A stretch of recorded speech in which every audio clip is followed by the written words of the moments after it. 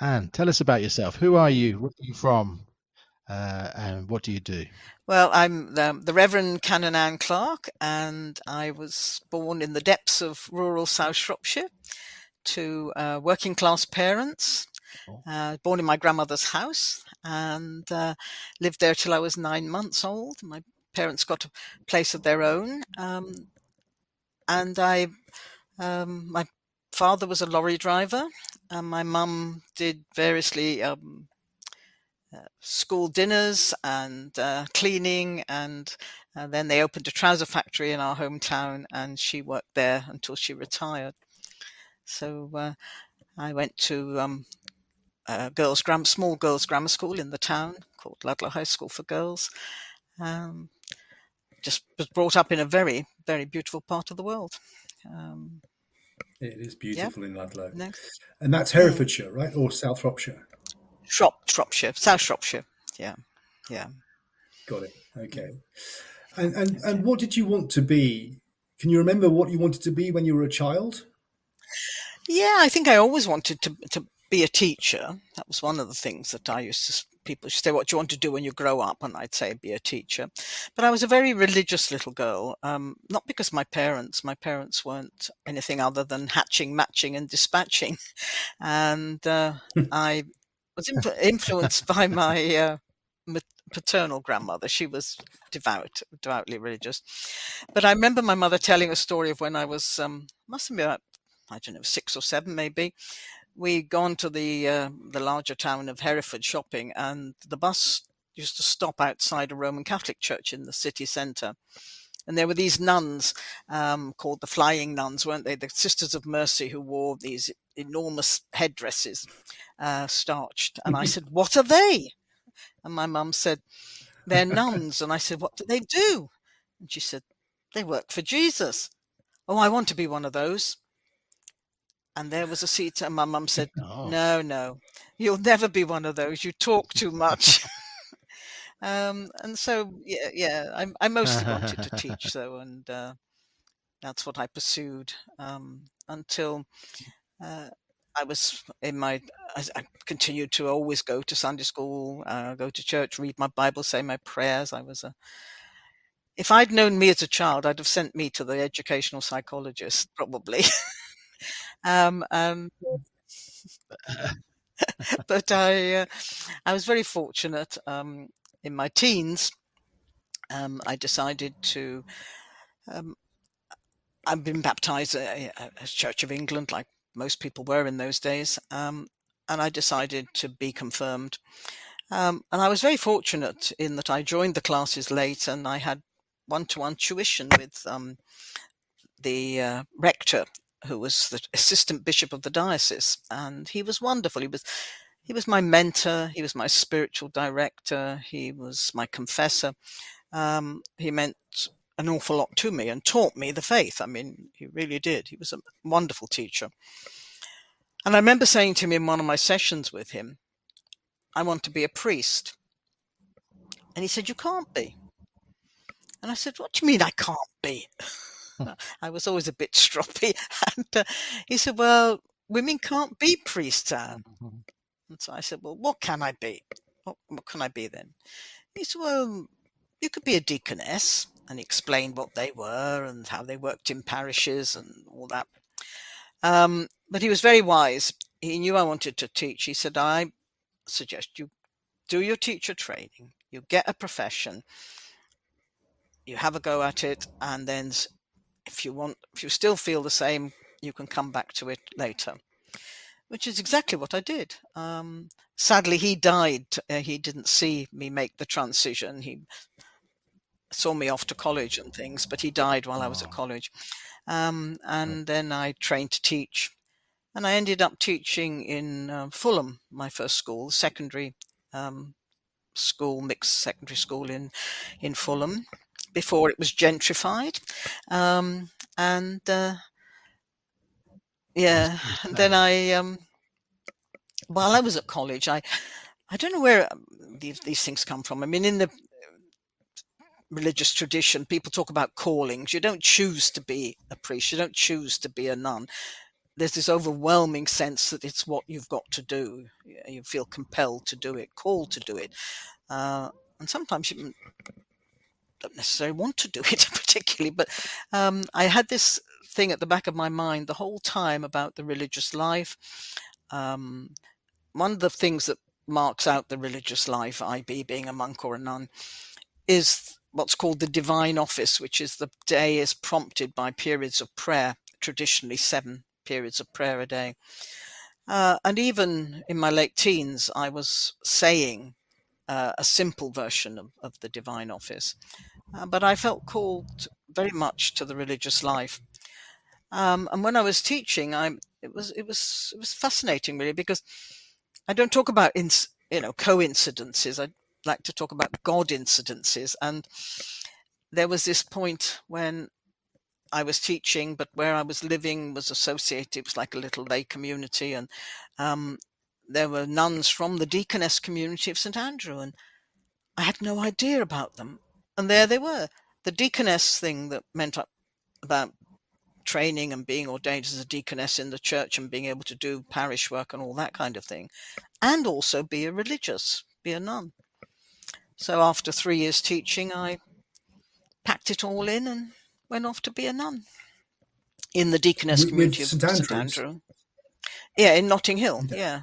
It doesn't exist anymore. And again, those were in the days when we're talking 50 odd years ago, when Notting Hill was not Notting Hill as it is now. Different. It was far from gentrified. Yes. It was a slum. I mean, the convent was in a slum area. In fact, we had to be that the accommodation was not fit for purpose, and 2 bits of our street had to be demolished and rebuilt. Wow. And what did you teach, Anne? What did you teach there? In that school, in my first school, Yeah. before I went Yeah. into community, I taught RE.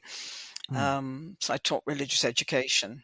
But when I came back into teaching, I retrained and did special needs. Okay.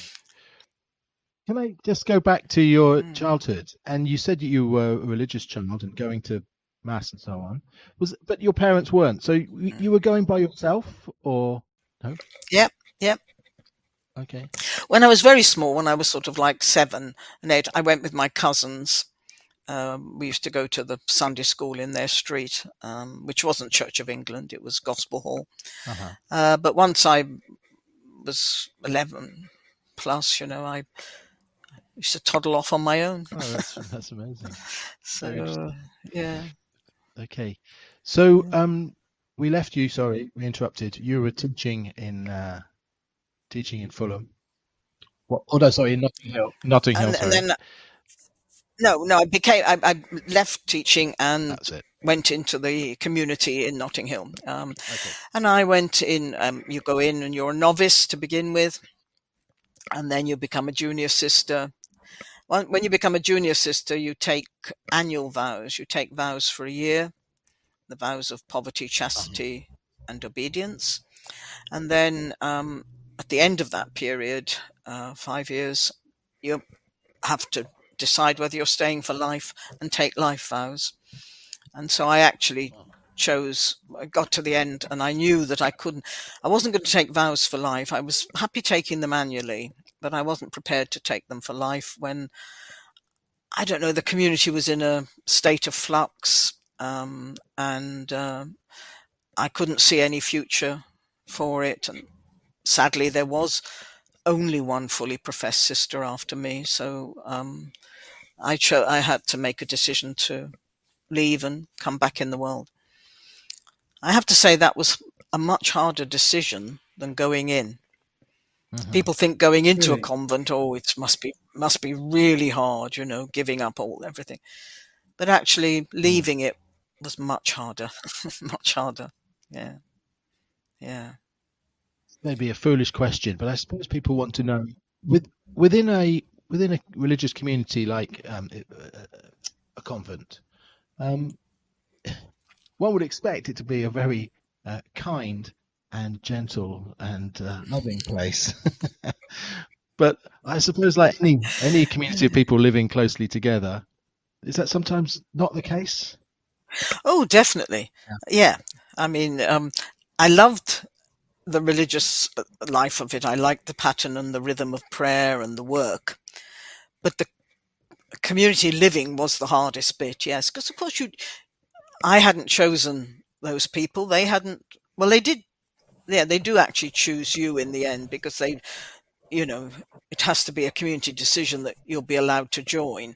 But you're coming with people that you've not met before, you've not chosen to be with. And there's all kinds of temperaments and so on. Yeah, so it's not all sweetness and light, Okay. which set me up well for this job I'm in now.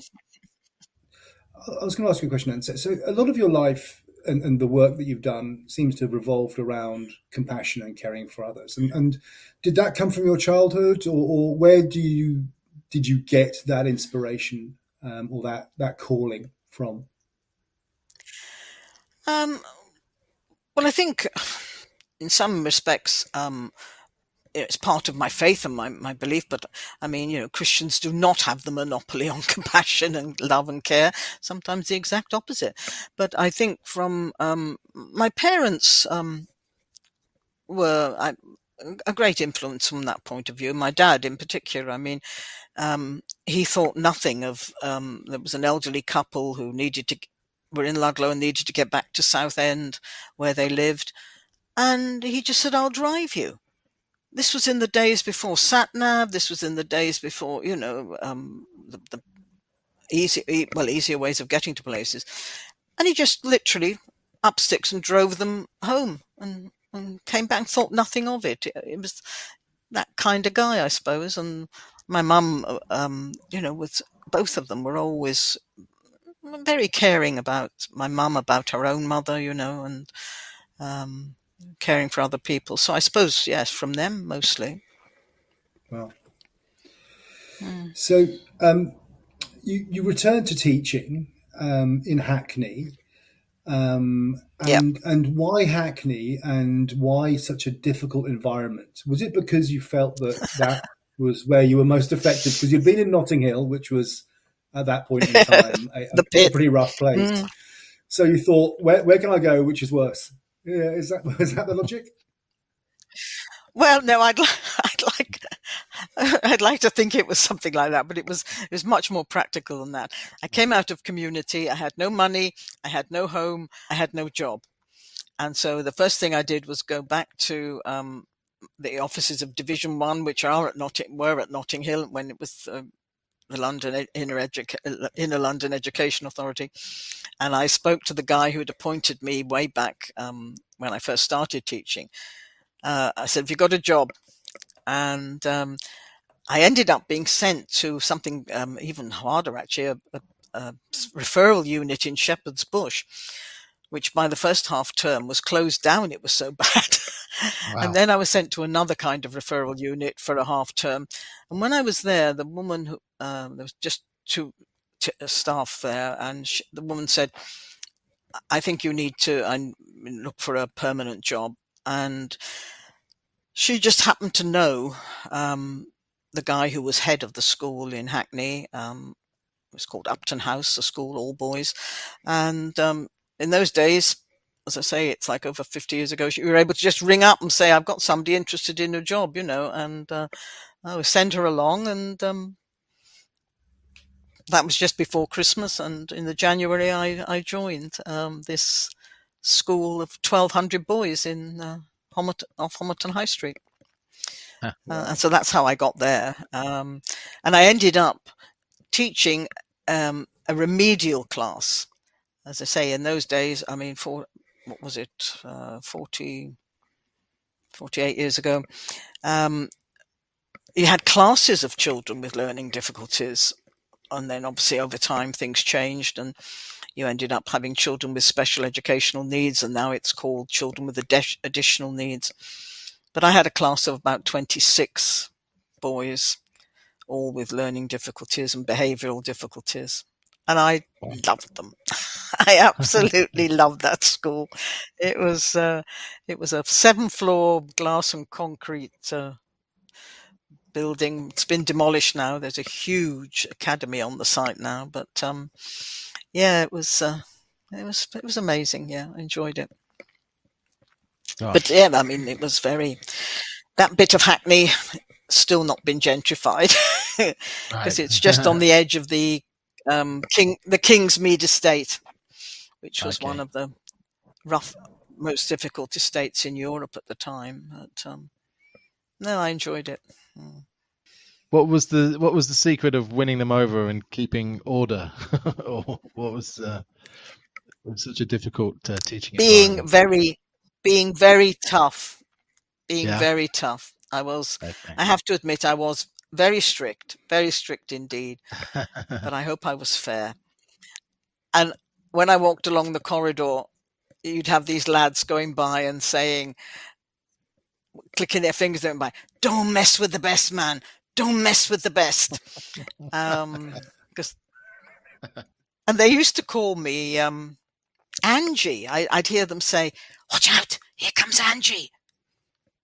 I thought, who's Angie? So I said in the staff room one day, I said, "Why are they calling me Angie?" And at the time, there was an American TV series called Policewoman.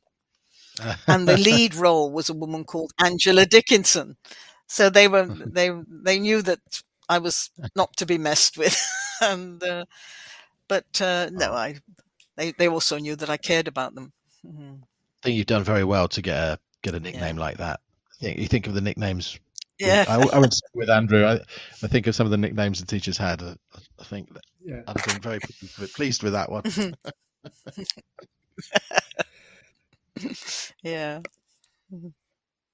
So tell us about your motivation to join the St Hilda Community. Was that broadly the same time when you were in Hackney?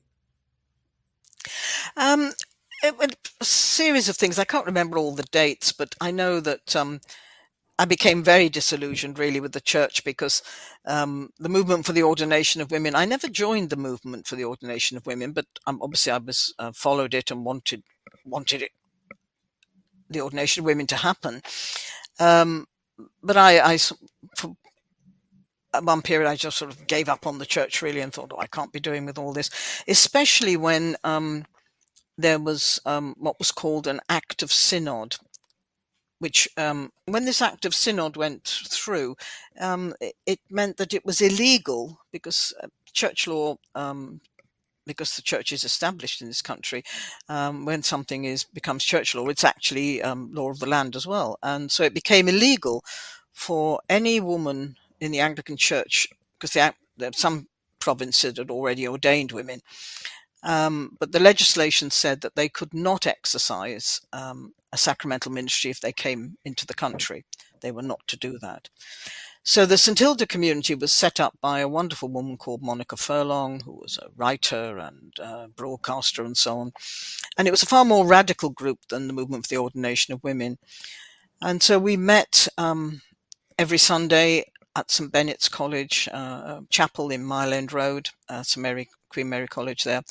And if there was a woman who was ordained abroad, we would invite them to come and celebrate the Eucharist.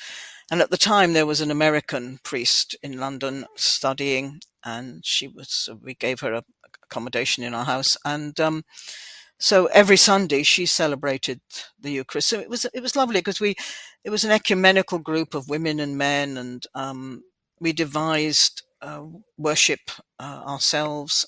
It was like knit your own liturgy every week. It was a very exciting time, really. And then the then Bishop of London, Graham Leonard, discovered this was happening.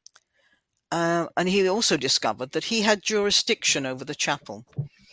So one afternoon, a motorcycle courier arrived at my house with an injunction from the High Court forbidding the said priest from celebrating the Eucharist in St Benet's Chapel.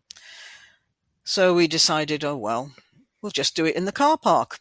Yeah. So we took all we needed along to the car park, but it was amazing because this was before social media and it was hot news. We had all the big British press there.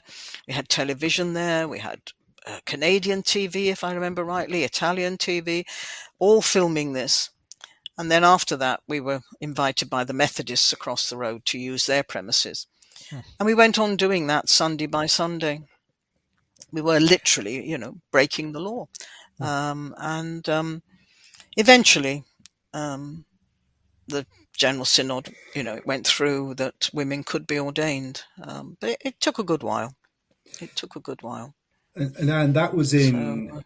So the ordination of women priests, and I think from when we met previously, you said that was in 1994. Yeah, it's the 30th anniversary this year. You were there. I was.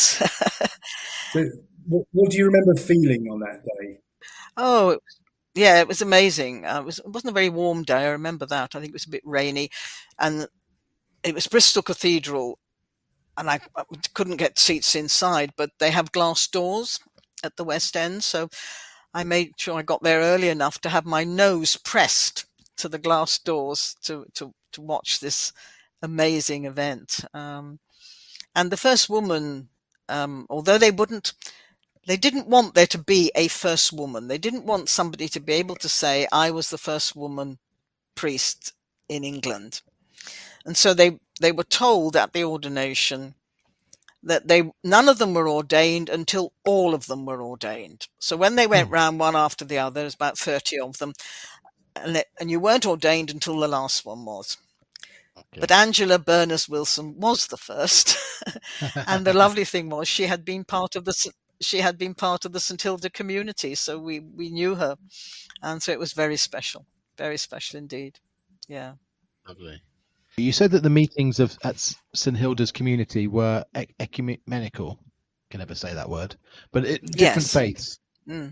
Yes, different denominations within the Christian community. Yeah, all of whom were looking forward to having women in full ministry. They were all in support of it, not just in the Anglican Church, but in their own. We had Roman Catholics who were still waiting. Right, so that's what I was going to say. So this is all Protestant or Anglican, or what the correct terminology is. Yes, yeah. But basically, everybody except the Catholics. Yeah, they're all. Right? Yeah. But there are some still within the Anglican Church who don't accept women's ministry, right? Even though women have been ordained as priests for 30 years and as bishops for, I don't know, about 10 now probably. There are still people. And among the clergy who do not accept the ministry of women, the ordination of women. They still say that it's not possible. Wow. Well, that was kind of going to be my next question, was that, so after being ordained, you went out, and what happened? Did you get you were given your own parish? No, what happens is you're a curate. And at that time, I was what was called a priest in secular employment, because I actually felt it was quite important to be in the real world, as it were. And so I went on teaching, and so I ended up as team rector of Becontree South in Dagenham. So I had 3 churches in Dagenham. Okay. And I was there for 8 years. Okay. And Anne, when you were talking about, I think you said you were in a challenging part of God's vineyard. Is that Dagenham? Well, I didn't say that. The bishop said that. Those were his words. Okay. I remember when I had a meeting with him. He said, "Oh, Anne, Dagenham is a very difficult place of God's vineyard. I'm going to give you a sabbatical." So he gave me 3 months sabbatical. I wasn't looking for a sabbatical. I was perfectly okay. Yeah. It was difficult challenging in the sense that Becontree was the largest public housing estate ever built anywhere in the world, just over 100 years ago. And they didn't build a pub on every corner. They built a church on every corner. And then in the 100-year history of it, there'd never been a church-going ethos, as it were. It wasn't as if people were overly religious there or anything. It was they just it wasn't a church-going community as such. So we had all these churches. I had 3, and I barely needed one. But I was there 8 years, and I enjoyed the challenge, and I enjoyed the people.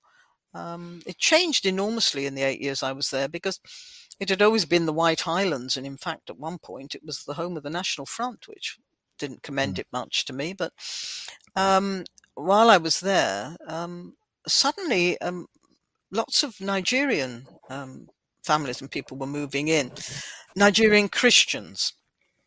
And they're very, very serious about their faith, Nigerian Christians. And they were always ringing my doorbell to ask for if I'd got any accommodation that they could use to worship. So I ended up having 3 Nigerian congregations, quite a big one in the church next to where I lived, and then 2 smaller communities in one of my other churches. And so I built up a good relationship with them, and it was amazing. The change in the place in the 8 years I was there, and that's a good while back now, because it's about 20 years now since I was there. So from there you moved on to Chichester. I did. My link with Chichester was that my godson, who I helped bring up, was a chorister. I was instrumental in, because he had a lovely singing voice, in him becoming a chorister of Chichester Cathedral. So we got to know the area very well. I had a flat on the seafront in Bognor Regis, and on one of my, I think it was my Easter break, I went round to the local church, and the priest there said, he obviously knew I wasn't wearing a collar, but he obviously knew I knew what the service was about. So it was a weekday service, and he spoke to me. And to cut a long story short, he said, "Are you looking for a job? There's one going round here." Well, there was 2 things I nearly fell over, because the guy who was speaking to me was wearing a badge that told me he was didn't recognize women as priests. And secondly, it being in Chichester, which at that time was a no-go area for women, really. And I said, well, wouldn't be any point in me applying, would there? And he said, well, yes. He said, I think this little church will be quite. They've had women they're covering for them, so they might well be interested. And to cut that story short, they were. I applied, and I got the job as priest in charge of a little. It's a little parish in its own right called North Bursted, which is on the edge of Bognor Regis, and I was there for 8 years. But even more amazing than this guy asking me if I wanted a job, and then me getting it, was about 6 years, I suppose, into being there. I got a letter in December, one December, inviting me to be an honorary canon of the cathedral. And then you could knock me over with a feather, because again, the Bishop of Chichester, who I get on very well with, Martin, but he also doesn't recognise women as priests. But he was inviting me to be an honorary canon, which is it's a church's equivalent of getting a gong. Not quite like your OBE, but it's that kind of recognition of your ministry and what you've done. And you are installed in the cathedral. You get a seat in the cathedral, which is called a stall. And when I left, unless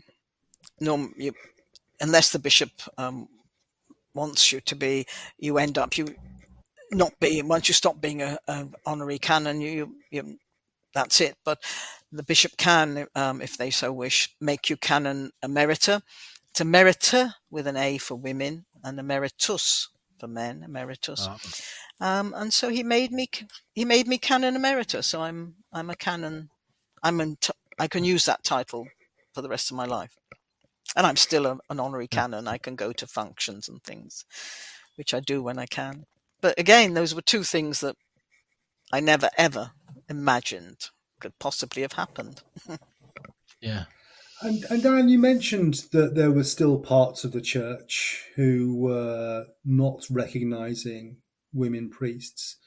Have you seen that change a lot recently, or are there still pockets of it? And I guess the question that I'm really asking is, and why is that so? Exactly my question. Well, yeah. Well, I'll start with the end question first, because it puts it into some kind of perspective. Within the Church of England, particularly, there are you have, it's a broad church, as you've probably heard the phrase. You have from extreme evangelicals on one end to extreme Anglo-Catholics on the other, and then most people are in the middle, and are neither one nor t'other. Extreme evangelicals don't object to women being ordained, but on scriptural grounds they will not assent to women having headship or leadership, because in the New Testament it says that a woman shall not have headship over a man. So that the people who are in charge of churches, from their point of view, have to be men, but they don't object to women being ordained, but they won't allow them to have any kind of, to be the kingpin or to be in charge. And on the other extreme, at the Anglo-Catholic side, it's a theological thing around the Church of Rome and the Orthodox Church have not ordained women, and so this would be a barrier to unity, and that, and some actually say it's not possible. It was actually said to me by a man who became a priest, and you might as well lay hands on a dog as on a woman for all the good it can do. Wow. Well, I'm sorry to say that there are some people who still are of that ilk, some who do not believe that women are able to be priests in the same way that a man is. And then there's the old thing of, oh, well, Jesus only chose men. Well, not strictly true. Yes, the 12 that are named as his close disciples were men, but he had a great entourage of women who actually kept him. They were financially well off, and they kept him. They bankrolled his ministry. And, Mary Magdalene was the first witness of the resurrection. And so Jesus regarded women very highly. But there are pockets still in the church. And I'm sad to say that some of them are some of the younger men in the Anglican Church, in the Church of England, Really? who are coming forward for ordination. They're very reactionary and traditionalist, which is a bit worrying, really. But Disappointing, isn't there it? you go. That is disappointing. Yeah. Mhm. Is it And similar? Is it similar in countries like you mentioned? You had a lot of support in Dagenham from the Nigerian community. Is it similar in Um, countries like Nigeria and Uganda that still have a sort of 19th century view of the church in many ways? I mean, I'm thinking of sort of persecution. I don't know how the no, I don't know how the Anglican Church operates in Nigeria or Uganda, because these weren't Anglicans; these were Pentecostal churches. And in the Pentecostal churches, again, they are very Bible based, so they're not. But it was very interesting that Pastor Tundi, who was the big congregation next door to where I lived in the church there, he and his wife, he had the most beautiful wife, and she was allowed to preach, which was, I thought, was really quite interesting, because quite often, because St Paul said in one of his letters, women are not to raise their voices in the congregation. Some churches have been very strict about that and don't allow women to do anything. But I did notice that in his congregation, his wife was allowed to preach. So yeah, it's a very different style of worship and leadership and ministry and so on. But but in the Anglican Church, yeah, there's still there there are congregations, there are parishes that can still pass a resolution not to have a woman. When a job comes up, they can actually put in the job description that they have, passed the significant or the required thing that says they don't have to. So they can actually sign up to not having a woman. Is it a case slightly of the broad church becoming slightly less broad, and in that as numbers fall, you're left with perhaps the more extreme Reaction. Yeah. Yeah. Do you know what Well, I'm trying to say? I do know what you say. Yes. Yeah. I mean, most people in the whole middle band of the church, think it's a whole load of nonsense, and are more than happy to have women incumbents and have their ministry and so on. But the church is, the numbers are falling everywhere in every denomination. But so, there is a decline, and we don't help it by this infighting and things that most people aren't interested in and think is a load of nonsense. Yeah. So we don't do ourselves any favors, to be honest. Could you tell us a bit about the Charterhouse? What is it and what does it do? Well, the Charterhouse goes back to 1348, during the plague, the Black Death, I mean. They ran out of burial space in the city, and so they looked for space outside, and the then Bishop of London and a man called Walter de Manny both purchased ground just outside the city. It had successive people owned it up till 1611, when the then richest commoner in England, a man called Thomas Sutton, he was phenomenally rich, mega rich, and he wanted to do some good with his money. And so he decided he wanted to found an almshouse for 80 decrepit old men who had served their country either as merchants or seamen or whatever, and had fallen on hard times, and an education for 40 poor boys. And so he petitioned James I and he got his letters patent in May 1611. And by then he'd drawn up how many governors there would be, and that there would be a master, a preacher, and a schoolmaster. These were the historic posts, and they were all in place. But sadly, he died in the December, so he never saw the fruits of all his largesse and so on. He never saw it. But it happened at the first. They were called brothers, which I think was a nod to the Carthusians who'd been there before. So they were called Poor Brothers, and that we still are an almshouse.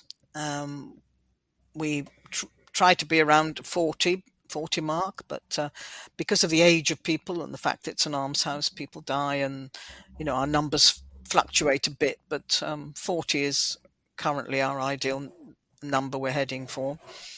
And the poor boys and education are now Charterhouse School in Godalming. They moved out in 1872, I think.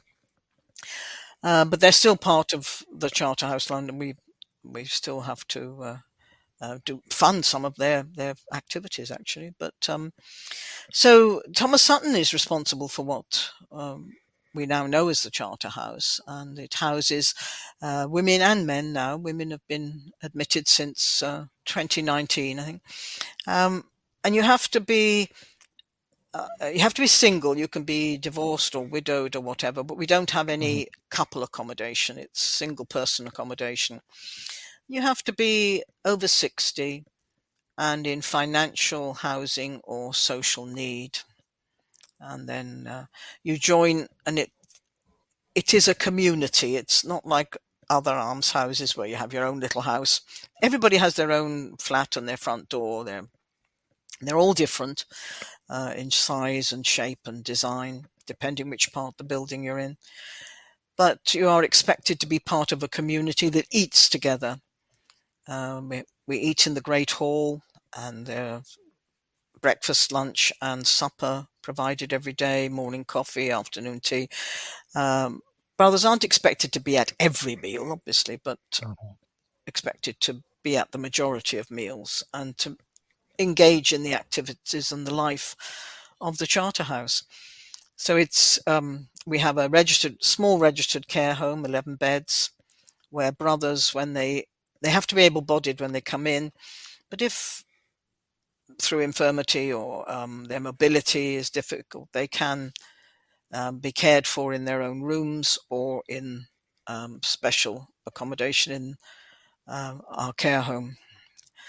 And so that's Thomas Sutton's legacy. 400 years on, we're still doing it. We have private tenants on site as well, and we have a couple of design companies who have their offices on site. So we have a mixed economy of how to raise money, but then we do a lot of filming takes place here because it's one of the few complete historic. A lot of The Crown was filmed here, Downton Abbey. I did bump into Prince Charles. The last bit of The Crown they filmed here. I was walking down and there's the guy playing Prince Charles just getting into this Rolls Royce or Bentley or whatever it was. So yes, it's an interesting place to live, and we exist for the care of the people of the almshouse. That's what we exist for now, and everything else is to fund that and keep that going. But it's a 7.5 acre site, and that nobody knows about. It's one of London's best kept secrets. It's got an amazing garden. I remember when I went in and Anne, when we first met, the gardens, Martin, are amazing. They really are. It's been fascinating, Anne, and thank you so much for making the time to speak with us so openly. Well, thank you for asking. Thank you ever so much. Okay, well, nice to have met you. Yeah. Thank you. Likewise.